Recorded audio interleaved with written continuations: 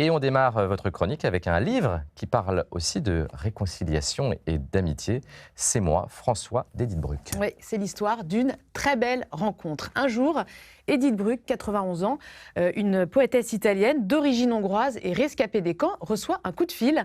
C'est le pape François qui souhaite la rencontrer. Et là, démarre une très belle amitié. Alors dans ce texte, Édith Bruck nous raconte tous les petits détails de ses entrevues avec le pape, la tenue qu'elle va mettre, les gâteaux qu'elle va préparer, mais elle nous fait part aussi de ses craintes et de ses doutes. Sa culpabilité, par exemple, en tant que juive, d'ouvrir son cœur au pape François, au catholique pape François.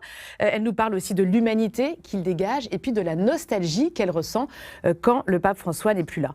C'est un livre très doux, très joyeux, qui est vraiment plein d'espérance, plein de confiance, dans lequel Édith Bruck décrit à merveille les premières émotions qu'on peut ressentir quand démarre une belle amitié.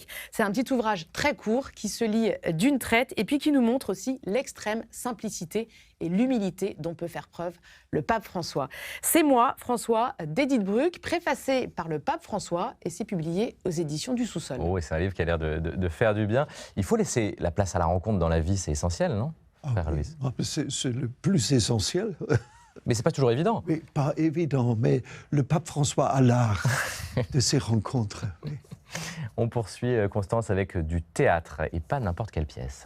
Oui, il n'y a pas de hasard. Alors c'est une pièce écrite par le rabbin Delphine Orwiller qui questionne profondément la notion d'identité. Elle est incarnée par Johanna Nizar qui incarne sur scène Abraham Ajar, le fils fictif d'Émile Ajar. Alors Émile Ajar, vous le savez peut-être, c'est le pseudonyme utilisé par l'écrivain Romain Gary qui lui a permis en fait d'obtenir 2 fois le prix Goncourt. Donc Abraham Ajar, ce personnage fictif, est sur scène et il livre ici un monologue sur l'identité. Il interroge notre héritage culturel et religieux et il s'insurge contre la tentation du communautarisme largement entretenu par les réseaux sociaux. Qui sommes-nous ? Pourquoi le sommes-nous ? Et surtout, sommes-nous vraiment celui ou celle que l'on croit être ? Alors, il y a des moments très drôles dans cette pièce. Ça fuse. Johanna Nizar, elle est multirôle, c'est incroyable. C'est une vraie prouesse théâtrale.